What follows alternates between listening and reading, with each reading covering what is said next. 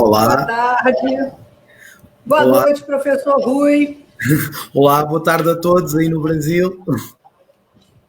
Pessoal, boa tarde. Hoje a gente vai fazer a terceira palestra do 7º ciclo de palestras em natação. E nós temos um palestrante de Além-Mar, de Portugal, e lá, embora a gente aqui seja de tarde, lá para ele já está de noite, né? Então, eu vou deixar ele falar um pouquinho sobre ele, vamos dar as boas-vindas ao nosso palestrante de Portugal. Obrigado, professor Rui. Muito obrigado. Está com a palavra para o senhor. Ok. Ora, antes de mais, boa tarde a todos vocês aí, desse lado do oceano. Gostaria, sem sombra de dúvida, agradecer a uma pessoa muito especial que me fez aqui a ponte com a Beth para estar aqui convosco hoje, que é a minha grande amiga do coração e colega de trabalho, Renata Tarvenic, e também ao Guilherme por toda esta organização e por todo o apoio que tem dado para que este evento continue a decorrer de uma forma tão prazerosa, mesmo num ambiente que atualmente nós vivemos em tempos de pandemia e faz com que nós não consigamos estar juntos uns com os outros, mas que de todo modo consigamos fazer aqui um momento de partilha. Apresentando-me brevemente e um pouco o meu percurso. O nome é Rui Pires, sou mais conhecido por Ruca, já sou profissional de naturopatia há cerca de 12 anos e como profissional de saúde, uma das áreas que eu sempre trabalhei foi muito em contexto de hidroterapia, para além do contexto de consultório. Mais recentemente fiz a minha especialização como técnico especialista em exercício físico e agora atualmente também abraço então a área do exercício físico, há sensivelmente cerca de 3 anos. Quando abracei esta nova área, uma coisa com a qual eu me deparei e me apaixonei no imediato foi logo pelo meio aquático, porque efetivamente a água foi logo o link mais próximo com aquilo que era a minha realidade em meio clínico, mas atualmente também abraçando as atividades aquáticas. Assim, de uma forma muito resumida, atualmente também posso dizer que exerço ambas as áreas, trabalho tanto em contexto clínico como naturopata, trabalho em contexto de piscina na realidade clínica como hidroterapia e também no contexto de ginásio, fitness, nas atividades aquáticas. E efetivamente foi devido a esta experiência que eu tenho atualmente com as duas áreas que me fez repensar um pouco o modo como nós podemos atuar enquanto profissionais do exercício, muito para além daquilo que é o olhar típico e tradicional do fitness, mas sim conseguir ter um olhar mais clínico para algumas situações especiais e pessoas especiais com as quais lidamos diariamente. Posto isto, Beth, acho que já me apresentei. Quaisquer dúvidas que tenham ou outras questões acerca do meu percurso ou outros pormenores da apresentação, estou sempre à disponibilidade para vos responder a tudo e estarei sempre junto a vocês, mesmo estando deste lado do oceano. Não sei se posso dar início à apresentação. Ok. Espero que estejam todos a ver atualmente a minha tela. Hoje a temática que eu vos apresento é o exercício clínico aquático, uma especialização com o futuro. Efetivamente, fazendo a ponto com aquilo que eu vos estava a referir ainda há pouco e sabendo que maioritariamente vocês são da área da educação física, do exercício físico. O que é que nós podemos fazer em ambiente aquático, mas com um olhar clínico? Fica aqui os meus contactos, neste caso o meu Instagram, o meu próprio site pessoal, contacto de e-mail para quaisquer questões, ou podem usar também as redes, neste caso o Facebook, para entrar em contacto direto comigo e esclarecerem quaisquer dúvidas, partilhar também experiências que vocês tenham, quererem saber pormenores mais detalhados acerca do que vamos aqui abordar hoje.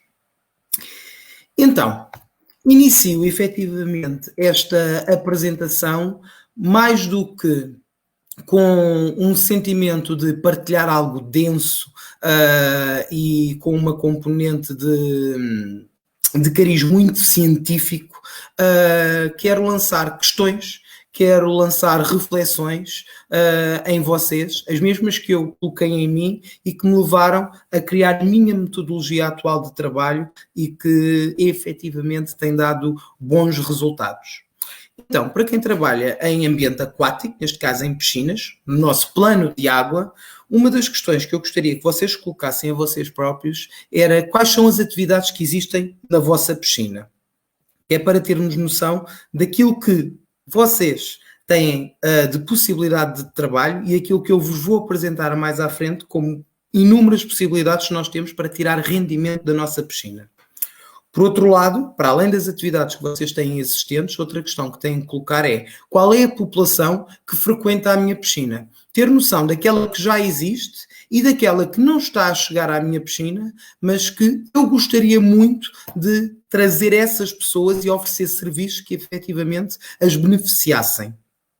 Além do mais, questionem-se também que as pessoas que vocês têm já nas vossas piscinas, desde o momento que entram até ao momento em que provavelmente possam um dia sair da vossa piscina, têm que perceber qual é que é o ciclo de vida dessa população. Ou seja, desde que idade é que ela entra, que atividades é que eu tenho para elas e o que é que faz com que elas permaneçam no espaço e no tempo dentro da minha piscina, dentro das minhas instalações e com serviços que sejam adequados a qualquer fase e qualquer faixa etária em que a pessoa se encontre. Depois de responderem a estas questões, podem colocar outra, que é, então, quais são os maiores gaps na maioria das piscinas? E especificamente na minha, ou seja, quais são as maiores falhas? O que é que eu não estou a desenvolver? O que é que eu ainda posso desenvolver mais? O que é que ainda não foi aqui colocado em prática? E, por fim, perceber qual o motivo de por isso não ter acontecido. Porque é a partir destas questões que nós conseguimos elaborar todo um plano de ação para tirar maior rendimento e rentabilidade daquilo que é o nosso trabalho, de uma forma bastante mais abrangente. Tendo esta noção de respostas, o que é que nós temos que ter sempre em mente? Que o plano de água é sem dúvida um percurso de vida. Porém, qual é que é a cultura da população que está na minha piscina? E qual é que é a cultura da empresa onde eu estou a trabalhar? Quando eu falo aqui em termos de cultura, é perceber qual é que é a mentalidade das pessoas face ao meio aquático. Ou seja, tradicionalmente, o que nós verificamos é que muitas vezes as pessoas associam o meio aquático de uma forma extremista, é factual, mas realista, que é, ou é para natação, pura e simplesmente, para aprender a nadar, quiçá alguns dos que aprenderam a nadar vão desenvolver-se nas suas diversas modalidades de natação e poderão passar para uma fase de competição. E, por outro lado, temos um extremo oposto, que é o resto, em termos de atividades em meio aquático, é atividades para velhinhos. Ou seja, não posso fazer mais nada com eles, eu só vou lá ter quase como uma atividade recreativa. Porém, nós sabemos atualmente, face à evidência científica, aquilo que é cada vez mais as práticas que nós temos desenvolvido, que esta não é efetivamente as únicas duas soluções. Existem muito mais propostas que nós podemos desenvolver. Por outro lado, perceber a cultura da empresa. Quando eu falo em cultura da empresa é a minha empresa está direcionada para que mercado? Como é que a minha empresa apresenta os serviços que tem? Será que é tudo aquafitness? É tudo hidroginástica? Dividem nas diversas modalidades que há possibilidade de desenvolver no plano aquático ou não? Será que dentro daquilo que é o serviço de natação e as diversas fases da natação que podem ocorrer, consigo ter alguns serviços extra ou não para essa população? E mais uma vez, conseguir preencher tudo aquilo que é o percurso de vida no plano aquático da minha empresa? Ok. Então, o que é que eu gostaria aqui de vos deixar já bem presente? Esta tabela que vocês podem ver aqui do vosso lado esquerdo representa aquilo que são as tendências fitness para 2020 segundo a ACSM. E o que é que eu aqui gostaria de ressalvar e que faz todo o sentido nós termos em atenção para o plano aquático? Temos aqui de 20 tendências, que são as top, 10 que nos são altamente benéficas quando falamos em exercício aquático clínico. Estamos a falar treino de grupo, treino personalizado, exercício como medicina, programas de exercício físico para pessoas mais velhas, atividades relacionadas com saúde e bem-estar, treino funcional, medicina do estilo de vida e bem-estar e treino em circuito. Ou seja, algo que pode, de uma maneira muito bem estruturada, estar encaixado naquilo que é um plano de exercício aquático clínico, que é aquilo que eu vos vou apresentar hoje. Por outro lado, deixo-vos aqui também para reflexão aquilo que poderia ser um plano de serviços que nós temos de proposta implementados e que eu acho que faz todo o sentido, que cobre todas as faixas etárias, desde a parte da infância, adolescência, jovens adultos e séniores. E, como vocês podem verificar, vai muito para lá daquilo que é o tradicional serviço de escola de natação e muito para lá daquilo que é a minha hidroginástica. Ou seja, existem aqui muitos serviços que podem ser desenvolvidos. E, para uma faixa etária bastante grande, aquilo que são os usuários das nossas piscinas, podemos desenvolver algo muito específico, que é o exercício aquático clínico, que se vai distinguir efetivamente daquilo que é a tradicional hidroterapia e daquilo que é a típica atividade em meio aquático para idosos. Então, avançando aqui, coloco-vos outra questão e estive à procura um pouco do que é a realidade no Brasil, porque tenho esta apresentação com base naquilo que é o meu modelo em Portugal, mas quis de facto atualizá-la para a vossa realidade. E efetivamente uma questão que eu gostaria que vocês colocassem é se, como profissionais de exercício, se vocês são ou não profissionais de saúde. E aquilo que eu descobri é que, algo muito recente, é que efetivamente vocês conquistaram o reconhecimento por parte da Classificação Brasileira de Ocupações como profissionais de destaque em termos de saúde. Portanto, vocês, neste caso aí no Brasil, tal como nós em Portugal, cada vez mais vamos ser profissionais que são parte integrante no apoio ao Sistema Único de Saúde.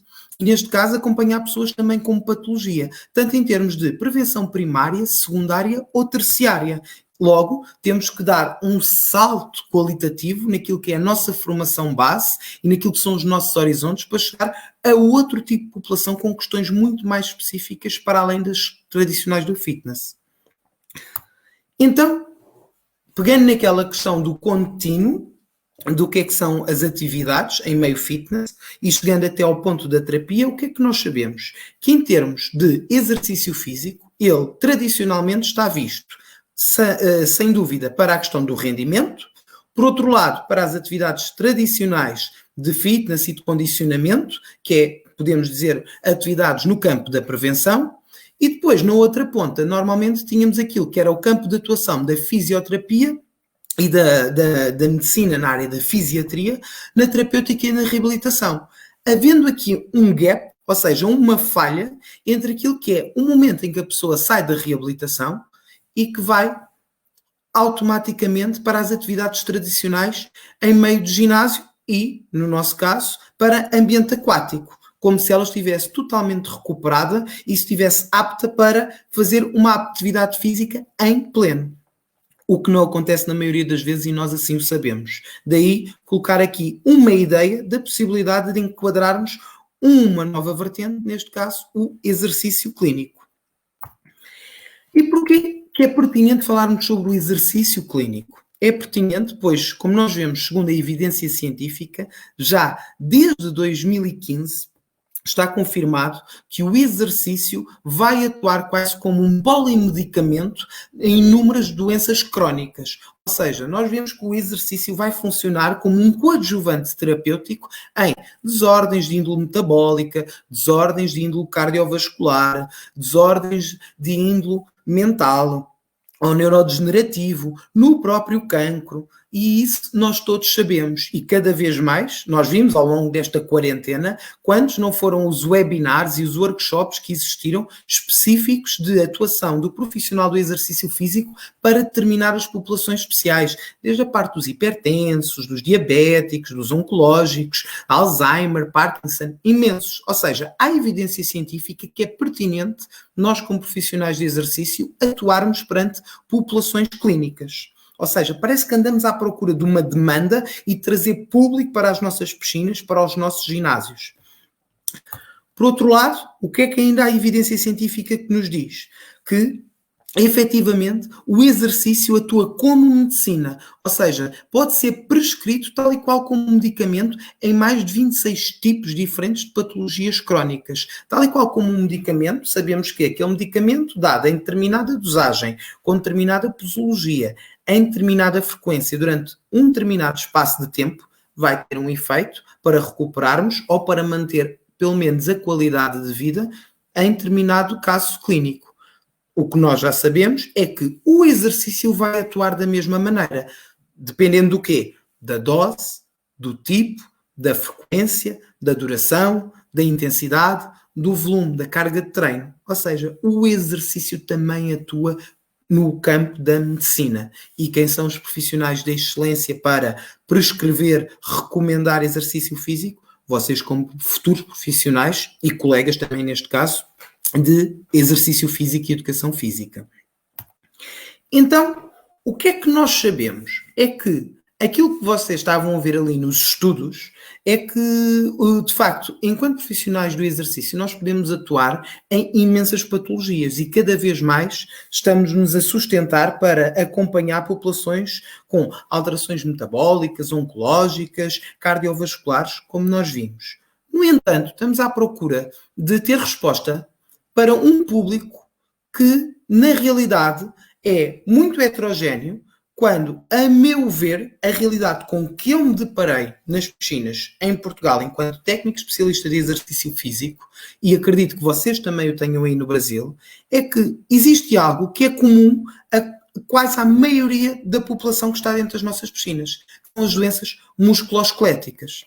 Ou seja, nós não temos que procurar nem arranjar uma nova demanda. Nós já temos o público, nós já temos a área clínica para trabalhar de uma forma muito mais personalizada.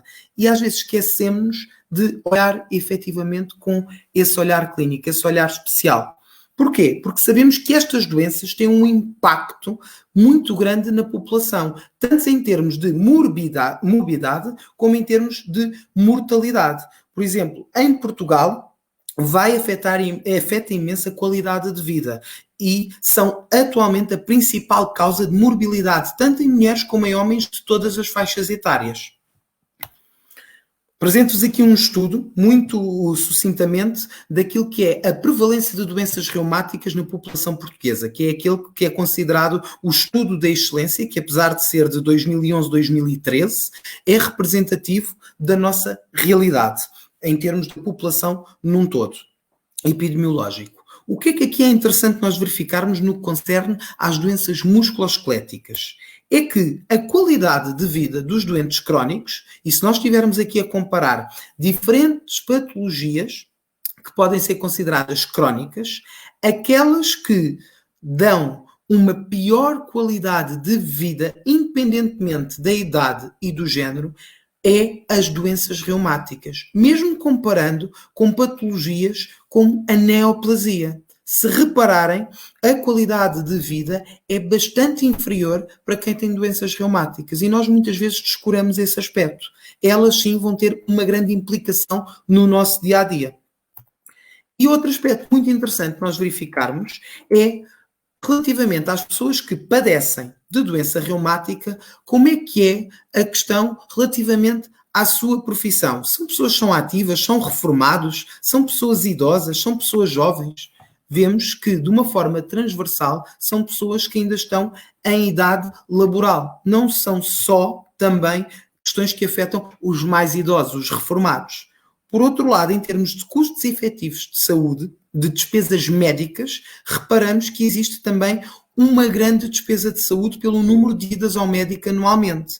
E, não falando nem contabilizando esta questão das idas ao médico, vejam a quantidade de pessoas que podem ou não ser hospitalizadas anualmente quando se padece de doenças reumáticas. Dá para termos aqui uma análise bastante interessante. E isto é efetivamente doentes diagnosticados com doença reumática. Porém, nós temos pessoas que também se queixam de distúrbios musculoesqueléticos, mas que não têm um diagnóstico definitivo como padecerem de doença reumática. No entanto, o que é que nós verificamos? Que essas mesmas pessoas, não tendo um diagnóstico de doença reumática, mas padecendo de um distúrbio musculoesquelético, também são trabalhadores, também faltam ao trabalho imenso ao longo do ano, vão muitas vezes ao médico e são também hospitalizadas. Ou seja, é algo que compromete muito, bastante, a qualidade de vida das pessoas e também vai comprometer tudo aquilo que é o gasto em saúde, tanto da própria pessoa como do próprio Estado. Não deixa de ser despesa e nós podemos atuar tanto na prevenção como também no complemento terapêutico. E esquecemos muito desta população. No entanto, tive o cuidado de ir à procura de como é que era a realidade no Brasil. E o que eu reparei é que existe aqui este estudo que se refere a um período de 2007 a 2012, que ele conclui que há um elevado absentismo dos diversos trabalhadores de vários sectores, devido a quê? Efetivamente distúrbios musculoesqueléticos. Ou seja, não é uma realidade só de Portugal, não é uma realidade só da Europa, também é uma realidade que acontece no Brasil. E descobri também, ainda hoje, e quis deixar aqui também até o link para vocês poderem consultar, esta apresentação que aconteceu relativamente a um estudo da epidemiologia da dor, e que é bastante recente, é mesmo deste ano, e do qual vocês também têm acesso à realidade aí do Brasil, do comprometimento do que é que são os distúrbios de dor, como é que acomete a população e até em diferentes estados do Brasil. Achei super interessante, ele ainda é extenso, daí eu deixar só aqui para a vossa consulta e não vamos explanar sobre o mesmo hoje, mas para verem que também tive o cuidado de conhecer um bocadinho a vossa realidade e demonstrar que este tema é tão pertinente cá, em Portugal, como é pertinente aí no Brasil. Então, de uma forma muito sucinta, como é que nós podemos conceituar as doenças musculoesqueléticas? Podemos resumi-las como lesões ou distúrbios que vão afetar o quê? O movimento do corpo humano, causando dor recorrente, rigidez ou inchaço. Isto, de uma forma muito simples, é aquilo que caracteriza as doenças musculoesqueléticas. Então, o que é que nós sabemos? Que a nível mundial, 1 em cada 3 pessoas no mundo têm problemas de absentismo laboral.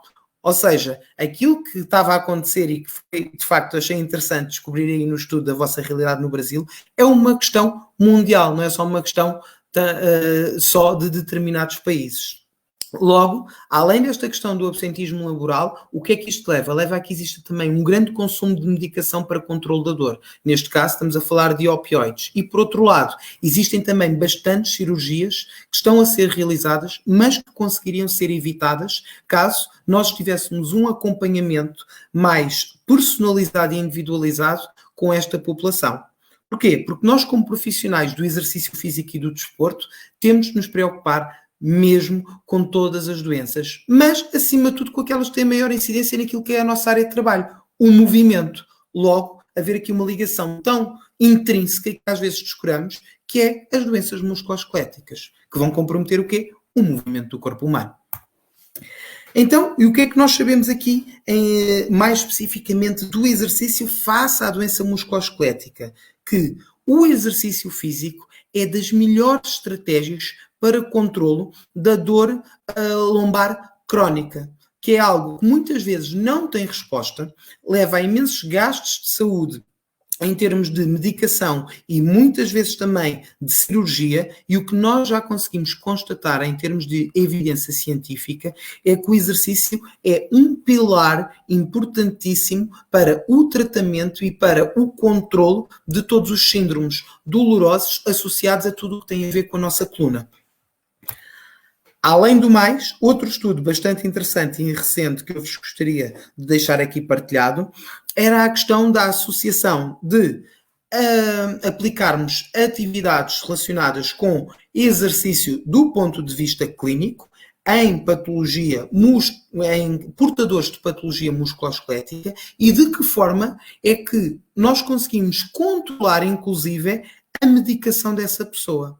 O que nós sabemos é que, pelo menos em 10% nós conseguimos reduzir a toma da medicação. Ou seja, se nós atuarmos com o exercício físico de um ponto de vista clínico perante as pessoas que padecem de doença musculoesquelética, 1 em cada 10 pessoas deixaria de tomar medicação de índole opioide.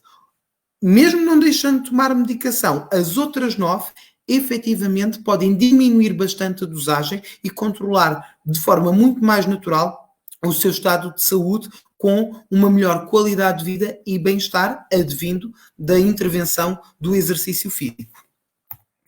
Então, como é que nós podemos aqui resumir as questões das condições musculoesqueléticas face às etiologias, ou seja, de onde é que elas podem vir? Sabemos que podem vir devido a traumatismo, podem ser doenças advindas do próprio trabalho e, por outro lado, do próprio envelhecimento. Aqui, estes círculos demonstram, de uma forma muito genérica, aquilo que é a quantidade de casos que nos possam aparecer nas nossas piscinas, neste caso, de pessoas que têm distúrbios musculoesqueléticos que foram devido a trauma, que vão ser muito menos face àquelas que são a nossa população típica, uma população mais sénior, que o próprio envelhecimento, sendo um processo multifatorial, vai fazer o quê? Vai levar a alterações de índole fisiológica que, maioritariamente, vai acometer o sistema musculoesquelético. Aí termos logo aqui um campo de ação bastante interessante para nós podermos atuar. E outra questão que eu gostaria aqui de deixar bem explícita é que nós muitas vezes olhamos para os indivíduos e mesmo para nós próprios como ou há doença ou à saúde. E eu não gosto de ver as coisas em polos opostos. Eu não estou bem de saúde, nem estou mal pela doença. O que me interessa na minha realidade e naquilo que eu tenho verificado ao longo dos meus anos de trabalho, tanto em termos clínicos como em termos de exercício, é que aquilo que se valoriza e que as pessoas pretendem é quantificar o seu nível de bem-estar e de qualidade de vida. Ou seja, nós não podemos colocar as coisas num extremo oposto e ou estou bem ou estou mal. Não, existe todo um contínuo de bem-estar e é isso que nós pretendemos. Se calhar não vamos ser a cura de determinada patologia crónica de índole musculoesquelética, é verdade, a pessoa vai estar doente, mas pode ter um bem-estar bastante positivo. E quantas vezes nós não temos pessoas que são saudáveis e que não estão bem, que não dizem que têm uma boa sensação de bem-estar? Logo, não podemos resumir tudo a um binómio de saúde e doença, mas sim a um contínuo de bem-estar. E acho que é isso que nós devemos fazer. Para quê? Para dar qualidade de vida, para diminuir toda a morbilidade. Até porque, se nós separássemos aquilo que é uma pessoa que esteve doente, que foi submetida à cirurgia, ou que tem determinada patologia e esteve num processo de reabilitação, após ter feito a cirurgia, após ter passado pelo processo de fisioterapia e ter uma alta ou um laudo médico para iniciar a prática de exercício físico, isso não é assim tão linear, porque normalmente essas pessoas não nos aparecem no mesmo estado ao que estavam antes do episódio da patologia. E daí eu dizer que se calhar tem que haver aqui uma nova área de atuação bastante interessante, que é o exercício clínico, que é assim a ponte ideal para nós trabalharmos com uma pessoa que terminou um processo de reabilitação ou que está num estado um bocadinho mais debilitado, antes de colocá-la junto de uma turma ou de um grupo de hidroginástica. Porque muitas vezes a pessoa não se vai sentir bem porque não vai estar capaz de ter a mesma resposta. E se estiver num grupo um pouco mais homogéneo e nós conseguimos desenvolver as suas capacidades, muito mais rapidamente podemos então sim passá-la com melhor aptidão para uma turma de hidroginástica. E porquê? Porque é que isto é importante? Porque o que é que está sempre associado à doença musculoesquelética, aos distúrbios musculoesqueléticos? É a questão da dor crónica. E porquê é que a dor crónica é tão importante nós falarmos? Porque ela aparece, sobretudo, por duas questões. Por um lado, pela inatividade física, pela diminuição da produção de movimento. E no polo oposto, pelo movimento excessivo, por termos sempre padrões posturais erráticos, de forma sistemática e que vão fazer o quê? Vão fazer lesão e promover dor crónica. Porém, nós temos que conseguir quebrar este ciclo. Ou como eu costumo dizer às minhas senhoras mais idosas que eu acompanho e que quando me faltam às vezes às aulas, dizem assim, professor Rui, eu faltei porque tinha imensas dores, não fui capaz, tive que parar. E eu questiono a ela logo de seguida, diga-me, Dona Maria, Qual foi a senhora ou senhor que você conheceu que, tendo, por exemplo, uma dor muito grande no seu joelho devido a uma osteoartrose e que decidiu ficar em casa parado no seu sofá ou na sua cama porque não aguentava mexer-se, melhorou? Rapidamente a resposta é: pois, não conheço. Pois, ninguém conhece. E quem me der a resposta, eu não vou prometer quanto é que dou, mas eu pago. Eu pago a quem me conseguir dar uma resposta positiva do que se eu parar, vou melhorar. Logo, essa não é a resposta. Nós temos é que conseguir controlar o ciclo da dor crónica. E como é que nós vemos aqui que podemos controlar? Podemos controlar com a alimentação, com a questão do equilíbrio psicoemocional, com a diminuição do sedentarismo, lá está, ficar parado não é a resposta, e através do quê? Do exercício físico. E nós conseguimos atuar em todos estes eixos, nem que seja como principais promotores de aconselhamento e de encaminhamento até para outras áreas. Mas nós com o exercício físico já vamos diminuir o sedentarismo, já podemos promover melhores hábitos alimentares e vamos dar um bem-estar não só físico, mas também psicológico. Logo vamos também equilibrar aqui esta balança do bem-estar psicoemocional. E atuamos em diversas questões aqui deste ciclo, como vocês veem ao lado. Então, perante esta imagem, que acho que é muito típica, tanto nas nossas piscinas como nas vossas piscinas, o que é que nós sabemos? Que, em termos de profissionais de exercício, e olhamos para uma piscina no contexto de exercício aquático, o que é que nós olhamos? Olhamos para as questões da aptidão física que nós conseguimos desenvolver. Ou seja, nós atuamos em aptidões físicas que são da índole da saúde, e aqui falamos daquilo que já é o vosso conhecimento: composição corporal, aptidão cardiorrespiratória, flexibilidade, resistência e força muscular, e também nas questões da performance, coordenação, agilidade e potência, que se nós repararmos, às vezes, apesar de serem de performance, são aquelas que são tão ou mais importantes atuar neste tipo de população, que vai ter comprometido estas questões do equilíbrio, da agilidade, do tempo de resposta, porque vai evitar o quê? Vai evitar quedas. Vai evitar quedas que muitas vezes estão correlacionadas com os distúrbios musculoesqueléticos. Porquê? Porque vai alterar os padrões posturais, vamos ter dor, vamos ter compensações, vamos ter maiores desequilíbrios, vamos tropeçar, vamos cair na rua. Muitas vezes está associado a questões de osteoporose, vamos correr o risco de fratura. Logo, nós conseguimos olhar para estas questões de um ponto de vista, sim, como saúde também, e não só como performance, como aquilo que nos é categorizado. A questão que eu vos coloco foi aquela que eu me questionei quando comecei a atuar no campo do exercício físico. Perante uma turma destas, em que, se nós virmos, ok, temos aqui população adulta, próxima da idade sénior, e temos também pessoas já na faixa etária sénior.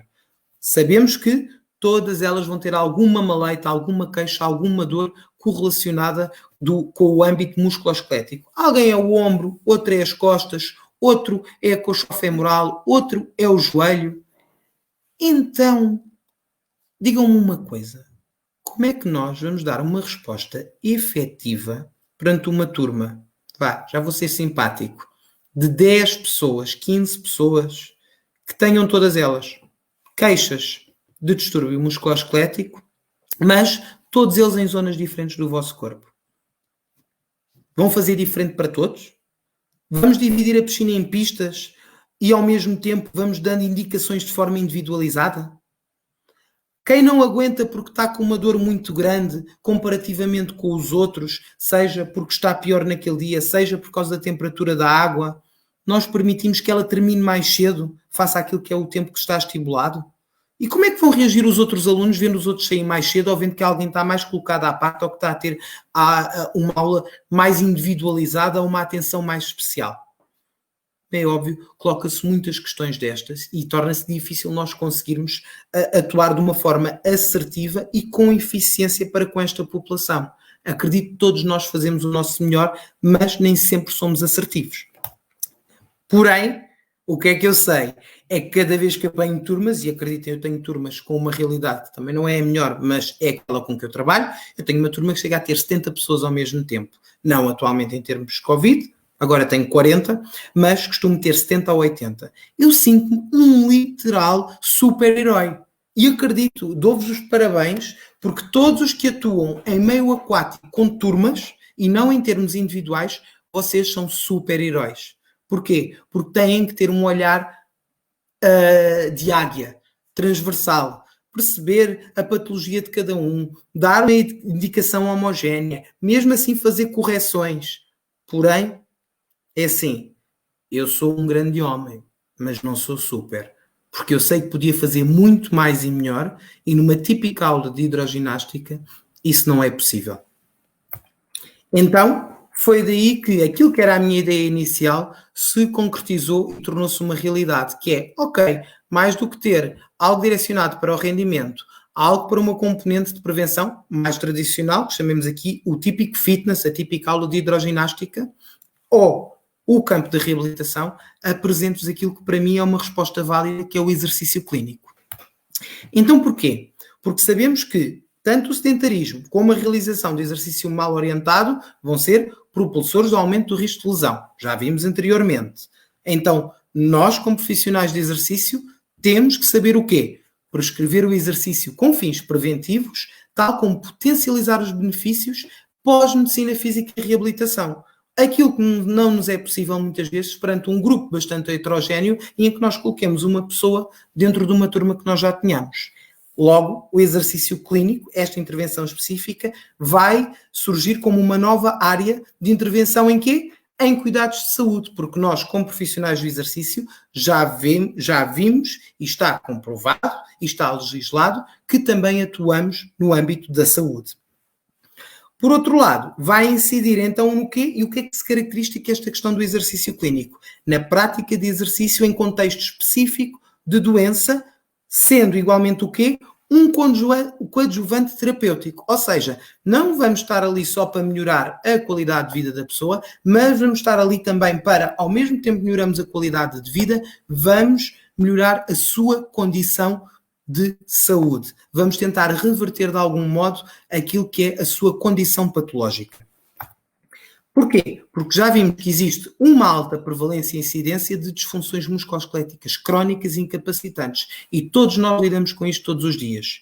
Então, o que é que fazia falta? E foi aquilo que eu tentei desenvolver e tenho a minha metodologia. Fazia falta desenvolver um modelo de avaliação, de promoção, de orientação e de prescrição para gerir o quê? Programas específicos de exercício clínico e que tivessem rapidamente resultados e resultados efetivos perante qualquer tipo de doença musculoesquelética com que eu me deparasse, por mais distinta que fosse a turma.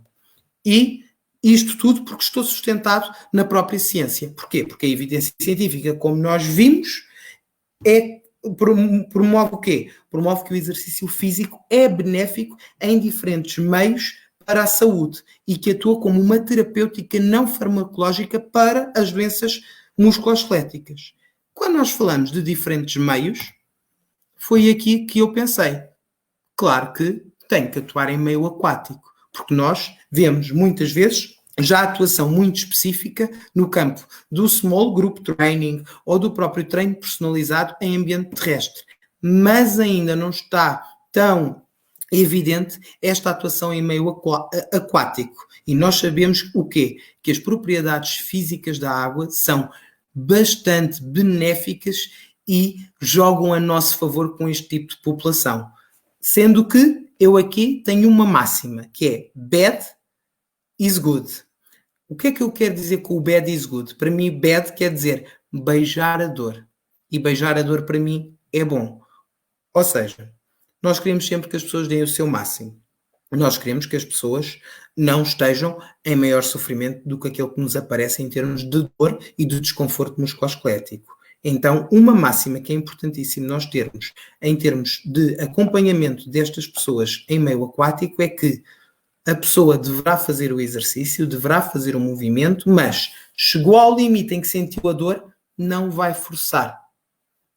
Para e volta até ter aquele limite. Não vamos permanecer sempre em dor, mas vamos fazer com que a pessoa dê um beijinho à dor, ou seja, a pessoa chegou ali hoje, mas se calhar amanhã vai ter uma amplitude maior E é aí o seu novo limite de beijar a dor, como eu costumo dizer. Por isso é que eu digo, bad is good, mas bad para mim é beijar a dor, não é permanecer em dor, que é o que muitas vezes as pessoas queixam. Eu fui fazer determinado tratamento ou determinada intervenção clínica e tive sempre em constante sofrimento, em constante dor. Não é aquilo que nós queremos promover quando estamos a falar de exercício clínico aquático. Então, aqui de uma forma bastante resumida, falando daquela questão das aptidões e de que forma é que o trabalho que nós podemos fazer vai ter impacto para melhorar as questões musculoesqueléticas, sabemos que, no que concerne à aptidão cardiorrespiratória, pelo menos 2 a 3 minutos contínuos, no mínimo de 60 intensidades de esforço, sendo que o cumulativo é atingir 20 minutos no decorrer da minha aula, vai ser benéfico para quê? Para diminuir efetivamente a sensação de dor. Porquê? Devido à produção de endorfinas. Além do mais, o que é que vai facilitar? Vai facilitar todos os movimentos de inibição e inibição das minhas articulações. O que é que estes movimentos promovem? Vão promover a troca dos metabolitos e da própria oxigenação celular naqueles tecidos que estão acometidos com o estado inflamatório. E, por outro lado, a ativar a circulação para levar novos nutrientes e promover uma limpeza, digamos assim, daquele meio de estado inflamatório. Por outro lado, qual é o outro benefício que nós temos face à questão da doença musculoesquelética? É o trabalho da força e resistência, que esse sim nós sabemos que é bastante importante e impactante do ponto de vista positivo para a questão do controle dos distúrbios musculoesqueléticos. Mas, em termos hormonais, também são promotores da produção de serotonina, que é, lá está, aquela que vai me dar uma sensação de bem-estar. Logo, em termos hormonais, cardiorrespiratório vai estar ligado à diminuição da dor e em termos de trabalho de força e resistência, em termos hormonais, vamos ter a sensação de bem-estar. Por outro lado, quando nós falamos de mobilidade e flexibilidade, vai ser importante este trabalho porquê? Para lubrificar todas as cartilagens articulares e para aumentar toda aquela capacidade funcional que vai estar comprometida e com a qual nós nos preparamos diariamente. E ter o que em conta? Que devemos trabalhar nos diversos planos e ângulos. E a água permite-nos isso muito facilmente pela facilidade do trabalho em 3 dimensões, algo que não acontece no meio terrestre. Então, o que é interessante e muitos estão-se a questionar? Então, mas eu sou profissional do exercício físico ou sou fisioterapeuta? Calma. Embora existam muitas modalidades aquáticas, uma mais relacionadas com a atividade física e educação física, outras com a área médica clínica, tudo o que trabalha em meio aquático utiliza os mesmos recursos. Ou não é todos nós não utilizamos o saber usar a água com a exploração máxima das propriedades da mesma? Fazemos o mesmo.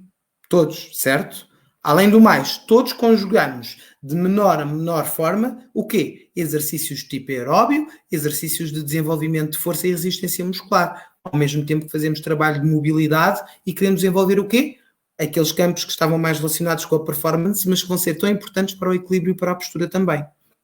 Além disso, a realização de diversos movimentos em meio aquático respeita muito mais facilmente a questão da amplitude articular disponível dentro do tal limite de dor individual. Lá está, do beijar a dor. Eu consigo obter muito mais facilmente determinadas amplitudes articulares em meio aquático, pois ele é facilitador, do que em meio terrestre. E isto é igual para todo o tipo de profissional que atua em meio aquático. Logo, todos estamos a usar as mesmas ferramentas.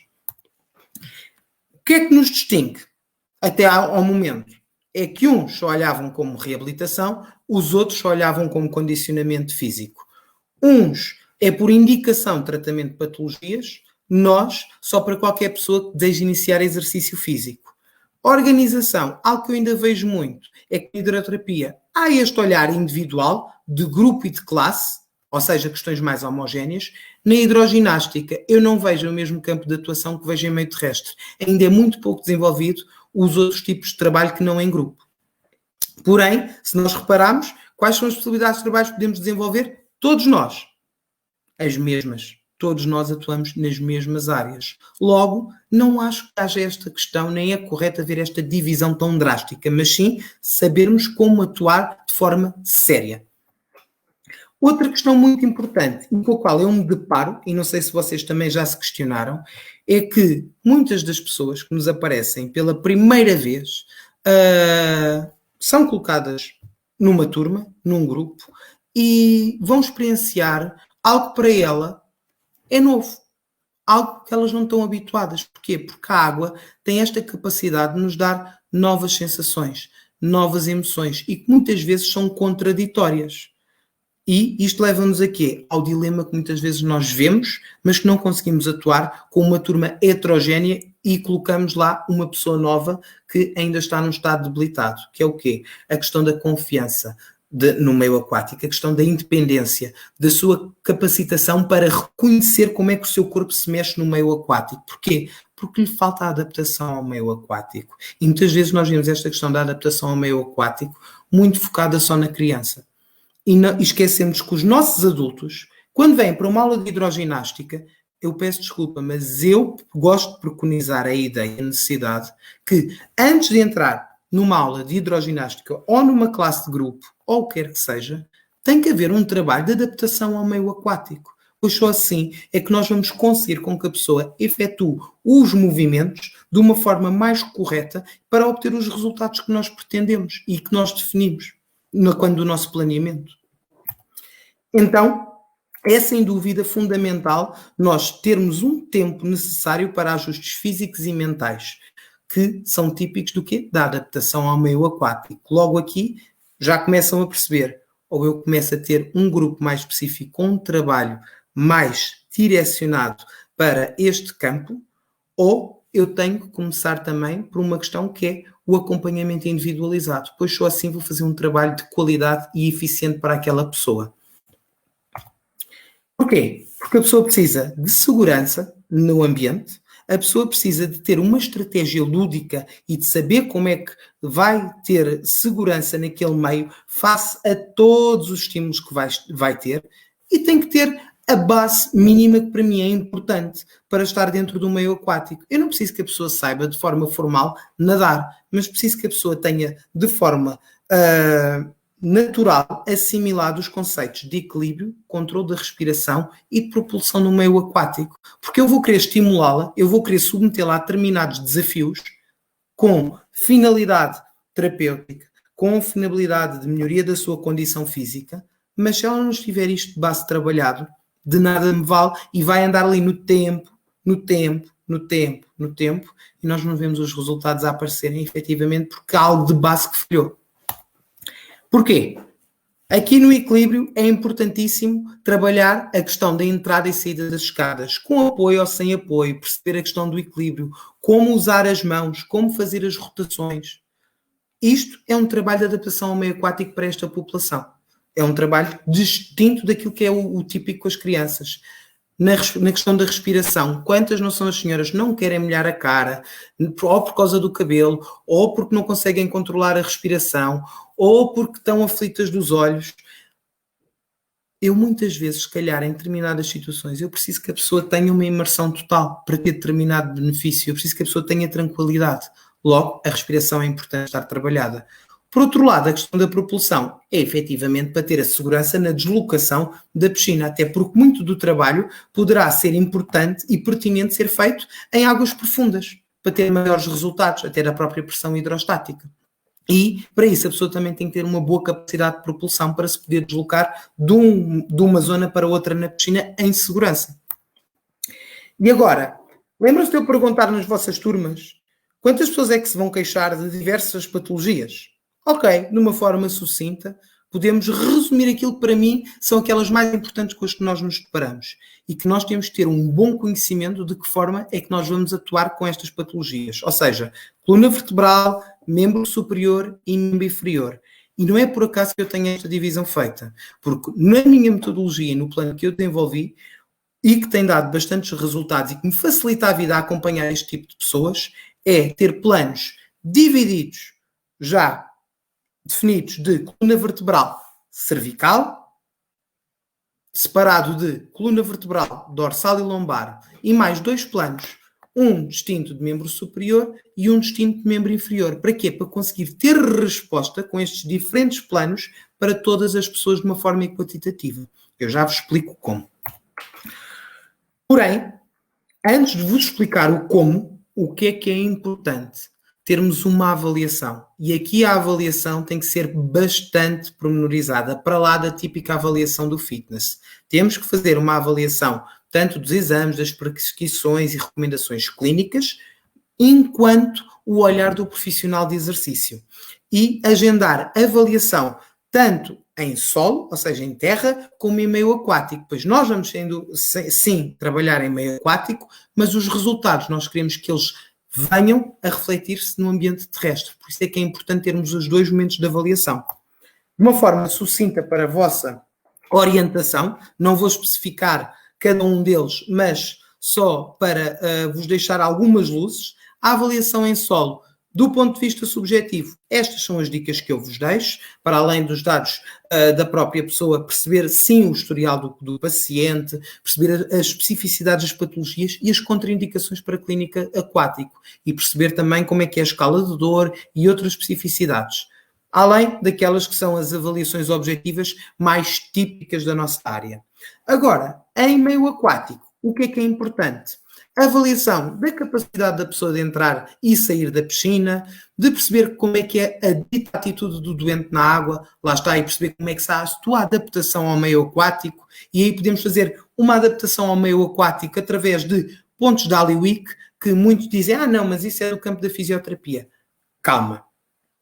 O conceito da Aliwick é um conceito abrangente e nós podemos ir beber as informações e todas as metodologias do Aliwick para trabalhar com esta pessoa. E esse trabalho em si já ser, mais do que a avaliação, ser o próprio estímulo. Ou seja, a avaliação é o exercício e o exercício é a avaliação. Esta, pelo menos, é uma filosofia que eu gosto de preconizar no meu trabalho.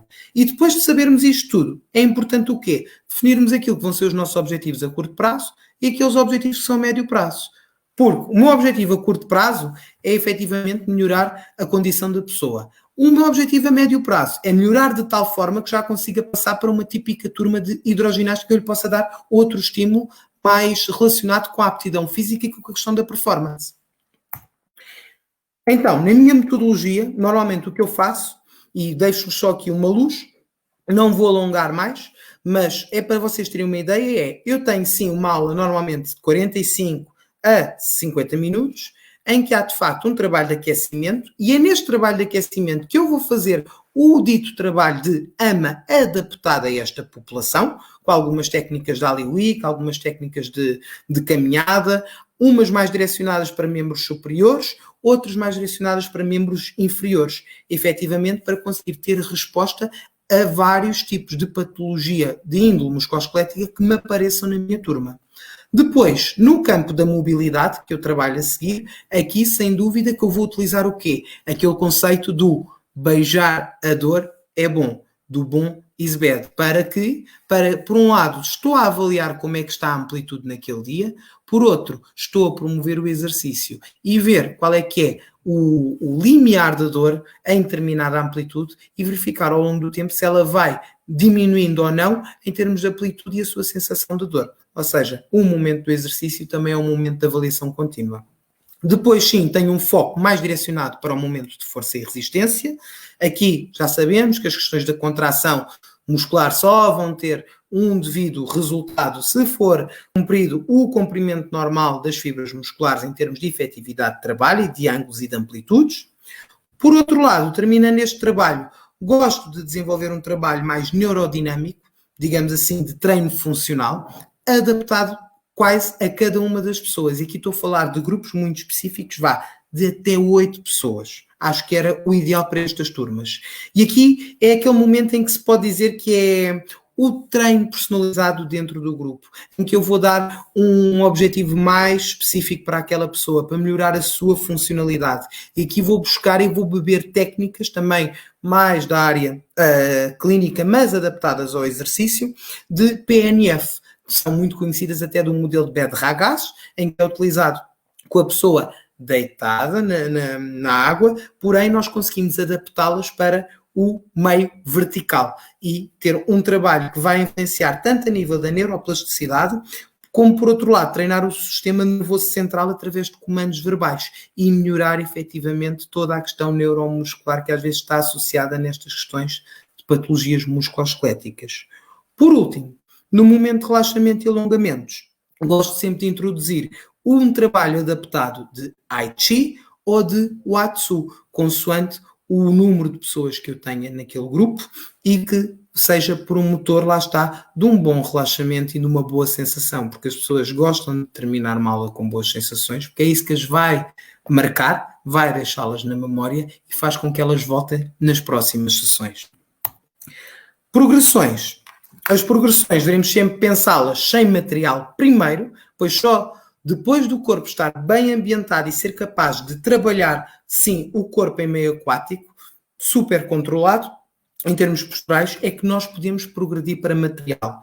E pensar nos nossos planeamentos de sessões ao longo da semana, ao longo do mês, ao longo do ano. Fazendo o quê? Uma mistura daqueles 4 tipos de planos que eu vos apresentei, para eu ter momentos e dias em que eu trabalho, sim, um membro superior juntamente com uma coluna cervical, em que eu vou trabalhar no dia seguinte um membro inferior com uma coluna lombar e assim vou, de uma forma contínua ao longo do tempo, dando uma resposta efetiva a todas as pessoas que me aparecem na piscina. Porquê? Porque tenho um planeamento e tenho estes modelos que acabam por responder a todos. E quando uns vão estar a ser mais estimulados face à sua limitação musculoesquelética, outros vão aproveitar esse momento para melhorar a sua aptidão do ponto de vista físico de performance. Porém, tenho uma atenção muito individualizada ao utilizar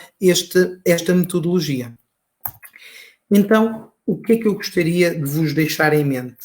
E esta reflexão toda, que acima de tudo é uma reflexão, não vos poderia explanar muito mais esta questão da metodologia e dos pormenores das patologias e como estruturar isto, mas deixar-vos para refletir que nós, muitas vezes, não olhamos para a pessoa no seu todo. Nós olhamos só para a patologia e nós podemos não ser a cura das patologias, é verdade. Mas nós também não somos só meros recriadores, não estamos ali para animar ninguém, nós estamos ali para acrescentar vida aos anos e não apenas anos à vida. E esta era a grande mensagem que eu vos gostaria de deixar para este tipo de trabalho, ou seja, um olhar sim clínico, mas com uma vertente fitness, uma vertente que vai fazer a ponte entre o que é o momento da reabilitação e o momento efetivo do fitness. Esta lacuna que é o exercício clínico e que existe tanto, mas tanto por fazer ainda. Espero que tenham gostado. Vou voltar à tela para ver as vossas questões. Não sei se me estão a ouvir, se me estão a ver. Professora Estamos ouvindo sim, professor. Estamos ouvindo sim. Excelente palestra, muito obrigado. E agora a gente vai abrir para quem tiver alguma pergunta, alguma colocação, né? Então, está aí aberto para quem quiser participar. Aí, o Luiz Cláudio está fazendo uma pergunta aí, Rui. Já estou a ler aqui do Luís Cláudio. Boas, Luís Cláudio. Espero que esteja tudo bem consigo. Então, deixa cá ver. Cá no Brasil ainda é recente o reconhecimento da educação física na atenção primária à saúde, em geral em postos de saúde. Na sua lida diária, quais as doenças ou limitações impostas por doenças mais prevalentes que têm-lhe ocorrido? Olha, efetivamente, aquilo que eu apresentei hoje, acho que é a resposta que te posso dar, porque nós andamos todos, de facto, não temos um reconhecimento ainda. Cá em Portugal, também, por parte da classe médica e clínica. É verdade, não há esse devido valorizar daquilo que é o profissional e o técnico e o especialista em exercício físico. Porém, o que é aquilo que eu tenho visto na minha atuação? Se nós formos pessoas conhecedoras, se nós formos pessoas informadas, se nós estudarmos, se nós tivermos uma resposta pronta sempre para esclarecer tudo e trabalhar com as pessoas que nos aparecem com alguma limitação, sim, elas vão ter resultados. Sim, elas depois vão ter com os seus médicos. sim, elas vão dizer o que estão a fazer. E eles vão valorizar e vão perceber o valor que nós temos. Por outro lado, face às patologias mais especificamente, é verdade que, como vocês sabem, temos aquela questão de eu tenho diabéticos, eu tenho hipertensos, ok, eu tenho os combos todos, mas cada um tem uma destas. O que é geral a todas as pessoas? Normalmente é sempre distúrbios musculoesqueléticos. Os distúrbios musculoesqueléticos é algo com que nós deparamos sempre. E aquilo que me custou foi, ok, eu deparo muito com distúrbios musculoesqueléticos, mas um é o ombro, o outro é o joelho, ou seja, em articulações completamente distintas. E por isso é que foi importante eu desenvolver um planeamento e uma metodologia que me fizesse criar e desenvolver aulas que respondessem a todos de forma efetiva, independentemente do segmento, digamos assim, que esteja afetado. Mas sim, para mim as musculoesqueléticas continuam a ser aquelas que são transversais a tudo o que é a população. Essas sim aparecem-nos bastantes vezes. Não sei se respondi ou não. Basta só um ok. Obrigado a todas as mensagens de parabenização. Estão-me a deixar babado. Eu queria só, enquanto o pessoal não pergunta, eu queria só fazer uma outra... lembrar ao colega que perguntou isso para você que a gente não trabalha aqui muito com saúde, né, em atendimento. Mas quem trabalha com o idoso, trabalha com tudo isso aí que você falou, né? Lá está. Então, nós não temos que estar... Exatamente. Nós não temos que estar ligados diretamente a um hospital, a um centro de saúde, a um serviço do Sistema Único de Saúde para intervir com esta população. Ela sozinha, ela esquece nas nossas piscinas. Então é da minha responsabilidade enquanto profissional estar capacitado e munido de ferramentas e de conhecimento sustentado na evidência para dar uma resposta efetiva e assertiva a estas pessoas. E não pensar que somos só uns meros instrutores, que estamos ali a mandar e a adicionar e a fazer contagens até 1, 2, 3, 4, 5, 6, 7, 8, ou a contar o tempo no relógio, a fazer treinos de alta intensidade. Nós somos muito mais do que isso. Nós temos que ter um olhar mais do que clínico, um olhar empático, um olhar sensível, porque muitas vezes é esta abordagem especial e de genuíno interesse que vai fazer com que estas pessoas também nos digam o que na realidade as traz ali, o que na realidade têm de limitação, pois também muitas são as vezes em que eu lido, e acredito que vocês também lidam, com pessoas que vos aparecem nas piscinas e que não dizem logo os seus problemas, que não dizem quais são as suas patologias. E nós descuramos muitas vezes este momento de conversa que para mim deveria ser obrigatório da avaliação. Muitas vezes também é descurada, porque a pessoa fez a inscrição ali na secretaria e disse que a aula do professor Rui ou da professora Elizabeth ou do professor Cláudio é às X horas e é aquela a sua aula, apareça lá. Eu, ok, posso não ser pago por aquele momento de avaliação, mas para mim é importante eu ter um momento de avaliação, pois em última instância sou eu que vou ser o responsável por aquela pessoa. Por muito que venha com um laudo médico, o laudo médico é importante sim, mas o médico não olha para a pessoa na mesma perspectiva que eu olho. Nós vemos a mesma pessoa, mas em perspectivas diferentes. Pois eu não vou fazer o trabalho do médico e o médico não vai fazer o meu trabalho. Nós vamos nos complementar. E acho que é esta questão que muitas vezes nós nos esquecemos. Nós não somos concorrentes uns dos outros. Nós temos que ver de que forma é que nós acrescentamos valor no trabalho que nós fazemos em prol da pessoa. E é isso que é importante nós termos isso em mente. E eu não vou criticar a classe clínica por não terem conhecimento ou por não darem o valor devido ao profissional de exercício. Porquê? Porque eu também tive cerca de 10 anos só do lado clínico e eu não posso dizer que eu era incompetente. E simplesmente o meu ensino académico não me é direcionado para determinadas questões dos benefícios do exercício físico. Logo, se me chamarem ignorante naqueles anos, sim, é ignorante, porque o conhecimento está disponível para todos. Mas não foi para isso que eu fui formatado. Como eu achei que tinha falhas no meu conhecimento, fui-me especializar também na área do exercício físico. E aí sim, verifiquei que é muito mais do que aquilo que o lado clínico acha. Porém, nós também achamos só do lado do exercício físico, os outros é que também às vezes são maus e que não nos querem ver. Mas nós também temos medo de comunicar. Vão falar desta questão da comunicação. Muitas vezes vocês se permitiram perder o medo, escrever vocês uma carta, contactar vocês o médico responsável pelos vossos alunos, mandar uma mensagem, pedir autorização para ir visitá-lo e falar sobre uma pessoa em específico. São estas falhas de comunicação acima de tudo. E se há coisa que a pandemia trouxe foi, nós estamos muito melhor a comunicar uns com os outros. Isto teve que se facilitar de alguma maneira. E peço desculpa, falo, estava aqui horas. Deixem lá ver aqui mais perguntas que estavam aqui a falar. Se você fosse construir uma piscina para esta abordagem, que características principais você apontaria?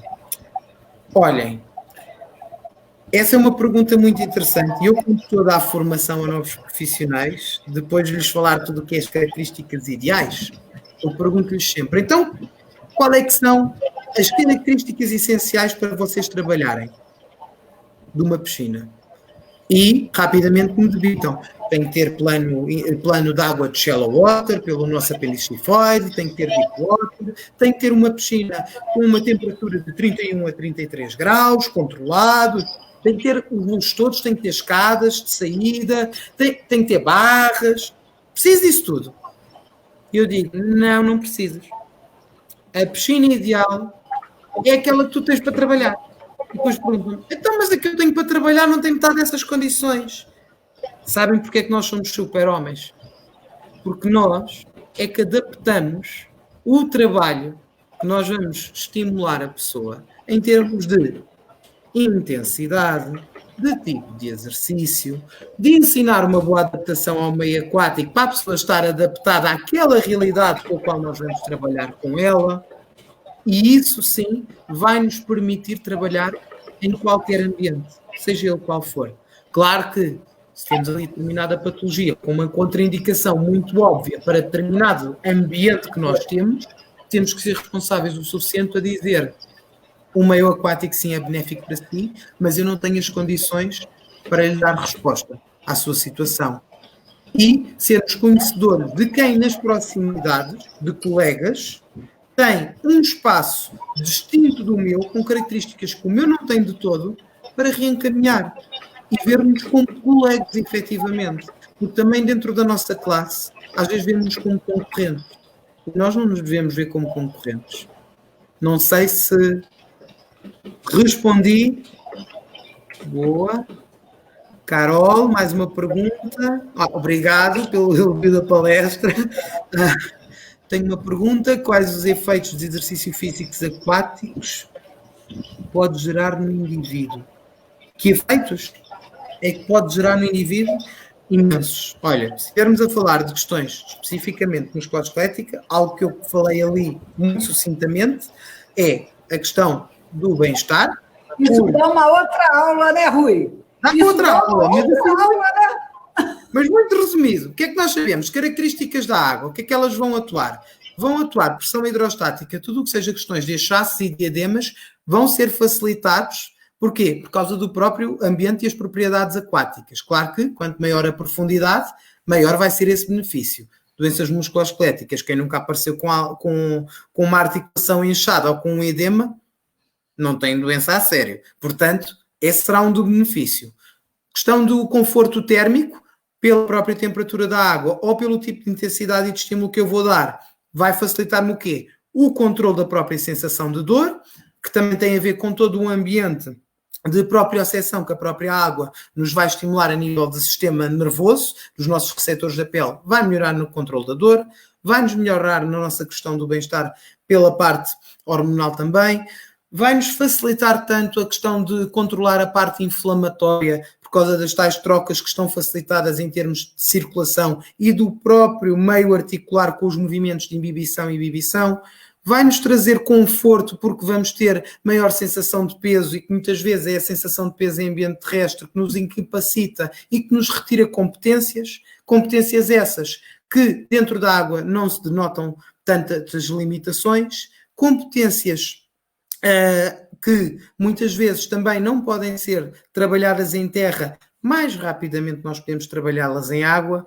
Portanto, eu estava aqui, lá está, dava quase uma pós-graduação só sobre esta temática, mas o ambiente aquático é só bónus, bónus, bónus, bónus. E nós somos muito mais do que o oba-oba de instrutores de hidroginástica, nós temos capacidade de atuar de uma forma muito mais assertiva e clínica, com resultados muito evidentes. Respondi, Carol?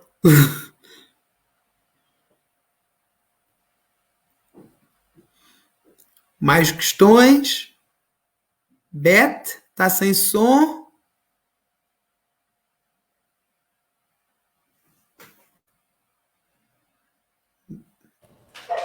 Boa, agora já tem som. Mais alguma pergunta, pessoal? Acho que respondeu sim, Rui. Acho que respondeu sim. O que você pôde responder resumidamente aí, acho que respondeu sim. Okay. Gente, se ninguém tiver mais nenhuma pergunta, a gente vai encerrar agradecendo ao professor Rui pela excelente palestra, por um ponto de vista, assim, bem diferente, né, do que a gente está acostumado a ver, mas enquanto ele falava, eu ia encaixando na nossa natação com idoso aqui, o nosso trabalho com idoso, porque mesmo quem trabalha com saúde, né, nunca vai ser muito difícil trabalhar com natação, muito difícil ter uma piscina para trabalhar, né? Então, isso aí, enquanto o Rui ia falando, eu ia encaixando no nosso trabalho com o idoso, né? Quem trabalha com idoso, que é uma coisa importante que você falou aí, a gente saber quem tem o quê, para poder encaminhar o trabalho para aquelas dificuldades do aluno, né? Então, Rui, muito obrigada, a gente espera poder contar com você em outras vezes. Obrigado, aqui. eu. Muito boa noite para você. A gente aqui ainda é boa tarde, né? E a gente convida a todos presentes aí para assistir a próxima palestra, terça-feira que vem, do professor Patrick, que vai falar sobre natação, se é inclusiva, se é natação paralímpica, se é natação, né? Como é que se classifica isso? Ele vai trabalhar esse conceito de natação. Muito obrigado, professor Rui. Um abraço aí a todos os nossos irmãos de Portugal, né? Fica com Deus e boa tarde para todos. Obrigado pela presença de todos e até a próxima terça-feira. Um abraço. Um grande beijinho, um abraço muito grande para todos e quaisquer questões, têm os meus contactos aí. Palmas para você! Não, palmas para vocês que foram impecáveis e pelo carinho que me deram e têm transmitido. E entrem em contacto. Isto é uma partilha. Sem partilha nada faz sentido. Muito obrigado. Vou mandar, mais tarde eu vou mandar para você o certificado, tá bom? Ok, muito obrigado. Muito beijinho. Obrigada, fica com Deus. Em segurança, que é o mais importante. Fica